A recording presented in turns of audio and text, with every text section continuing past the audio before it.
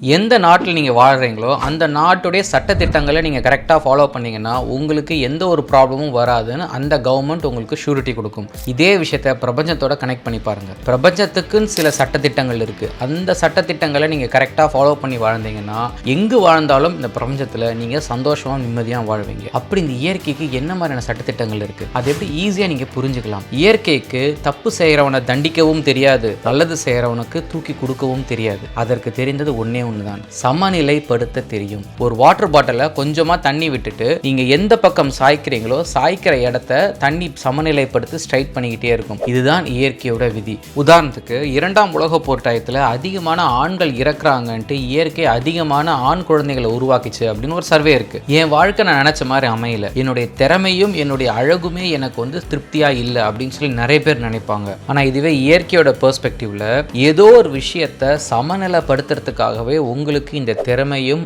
அமைப்பும் உருவமும் கொடுக்கப்பட்டிருக்கு. ஸோ அது என்னன்னு தேடி கண்டுபிடிச்சு ஓடுறது மட்டும்தான் நம்மளுடைய வேலை. எப்படி கமலஹாசன் ஒரு வெற்றிகரமான திரைப்பிரபலமோ செந்திலும் ஒரு வெற்றிகரமான திரைப்பிரபலம் தான்.